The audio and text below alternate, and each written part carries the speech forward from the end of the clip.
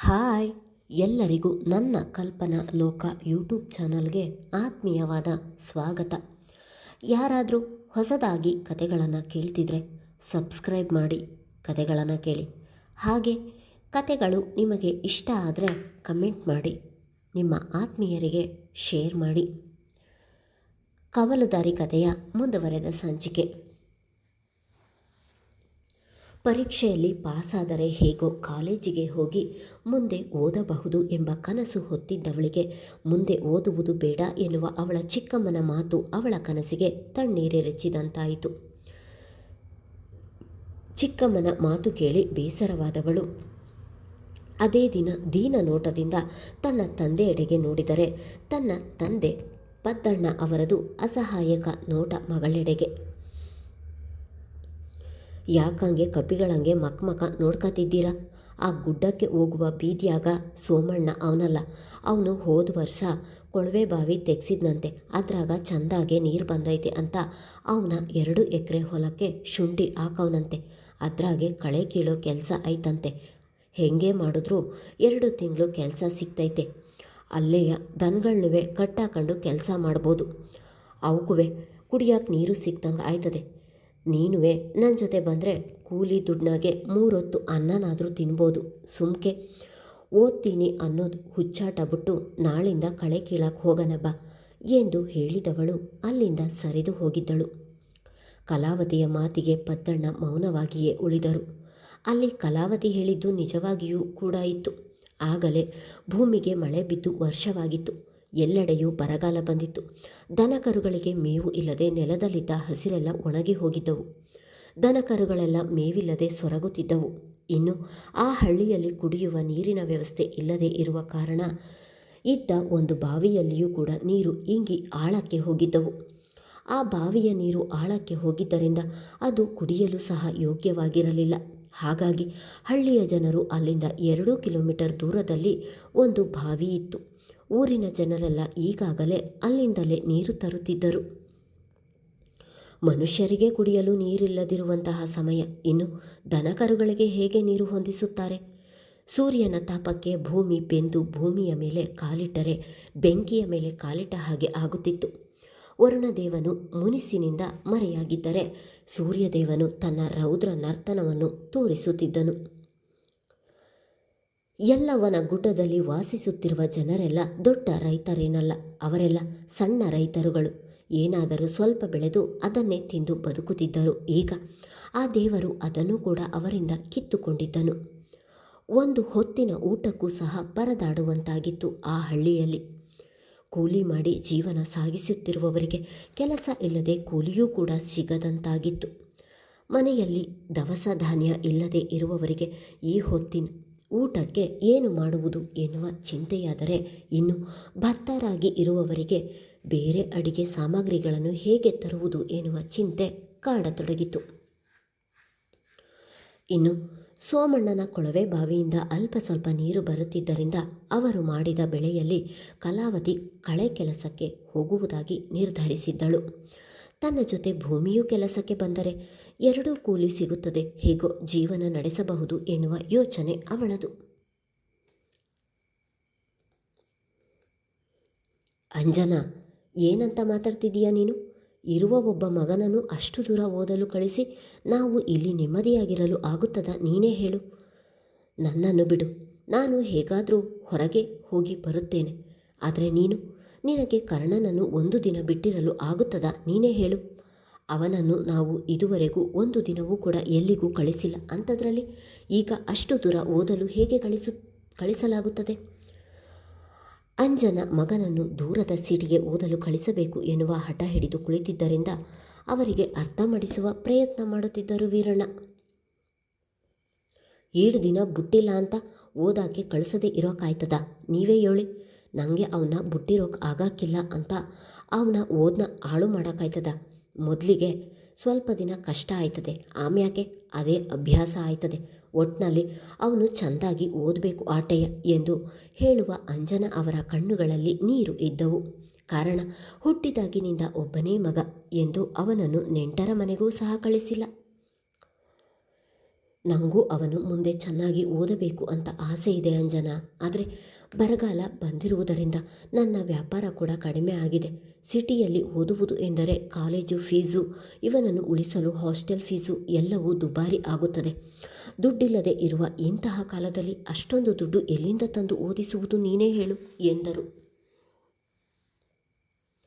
ನನಗೆ ಅದೆಲ್ಲ ಗೊತ್ತಿಲ್ಲ. ಇರುವ ಒಬ್ಬನೇ ಮಗನ ಓದಿಸೋದೇ ಇರೋದು ನಮ್ಮದು ಒಂದು ಜನ್ಮವ. ನಮ್ಮೂರಿನಾಗೆ ಯಾರೂ ದೊಡ್ಡ ಕಾಲೇಜ್ನಾಗೆ ಓದೇ ಇಲ್ಲ. ನನ್ನ ಮಗನೇ ಮೊದಲು ಅಲ್ಲಿ ಓದಬೇಕು. ಅದಕ್ಕೆ ದುಡ್ಡಿಲ್ಲ ಅಂದರೂ ಈಗ ಇರುವ ಹಸುಗಳನ್ನಾದರೂ ಮಾರಿ ನನ್ನ ಮಗನ ಓದಿಸಿ ಎಂದರು ಪಟ್ಟು ಬಿಡದ ಅಂಜನ. ಅಮ್ಮ, ಇಂತಹ ಕಾಲದಲ್ಲಿ ಇರುವ ಹಸುಗಳನ್ನು ಮಾರಿ ಎಲ್ಲ ದುಡ್ಡನ್ನು ಆ ಸಿಟಿ ಕಾಲೇಜಿಗೆ ಸುರಿದು ಮುಂದೆ ಹೊಟ್ಟೆಗೆ ಏನು ತಣ್ಣೀರು ಬಟ್ಟೆ ಹಾಕಿಕೊಳ್ಳುತ್ತೀಯ? ಅಲ್ಲದೆ ನನಗೆ ನಮ್ಮೂರು ನಿಮ್ಮನ್ನೆಲ್ಲ ಬಿಟ್ಟು ಬೇರೆ ಕಡೆ ಹೋಗಲು ಸ್ವಲ್ಪವೂ ಇಷ್ಟ ಇಲ್ಲ. ಅಲ್ಲಿಯ ಊಟವೆಲ್ಲ ನನಗೆ ಹಿಡಿಯುವುದಿಲ್ಲ. ನೀನು ಏನೇ ಹೇಳಿದರೂ ಇಲ್ಲಿಯೇ ಪಕ್ಕದ ಪೇಟೆ ಕಾಲೇಜಿನಲ್ಲಿ ನಾನು ಓದುವುದು. ದೂರದ ಸಿಟಿಗೆ ನಾನು ಹೋಗುವುದಿಲ್ಲ ಎಂದು ಕರ್ಣ ಕೂಡ ಹಠ ಬಿಡದೆ ಹೇಳಿ ಅಲ್ಲಿಂದ ಹೋಗಿದ್ದನು. ಕರ್ಣನಿಗೆ ತನ್ನ ಊರನ್ನು ಬಿಟ್ಟು ಬೇರೆ ಊರಿಗೆ ಹೋಗಲು ಸ್ವಲ್ಪವೂ ಕೂಡ ಇಷ್ಟವಿರಲಿಲ್ಲ. ಪಕ್ಕದಲ್ಲಿರುವ ಪೇಟೆಯ ಕಾಲೇಜಿಗೆ ಹೋದರೆ ಬೆಳಗ್ಗೆ ಹೋಗಿ ಸಂಜೆ ಬರಬಹುದು. ಆದರೆ ದೊಡ್ಡ ಸಿಟಿಗೆ ಹೋದರೆ ಅಲ್ಲಿಯೇ ಇರಬೇಕಾಗುತ್ತದೆ.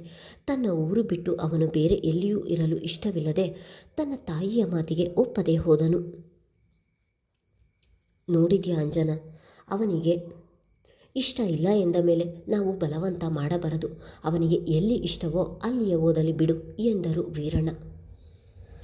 ನನ್ನ ಆಸೆ ಯೋನು ಅಂತ ಯಾರಿಗೂ ಅರ್ಥ ಆಗಾಕಿಲ್ಲ. ಅಪ್ಪ ಒಂದು ರೀತಿ ಮಾತಾಡಿದ್ರೆ ಮಗ ಇನ್ನೊಂದು ರೀತಿ ಮಾತಾಡ್ತಾನೆ. ನನ್ನ ಮಾತನ್ನ ಅವನು ಯಾವಾಗ ಕೇಳವನೇ, ಹೆಂಗಾರ ಮಾಡ್ಕೊಳ್ಳಿ.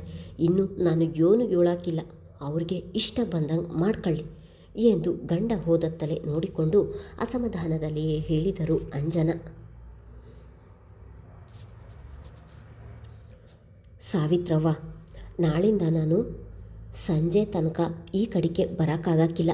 ಮಗಿನ ನೀನೊಬ್ಬಳೇ ನೋಡ್ಕೋಬೇಕು.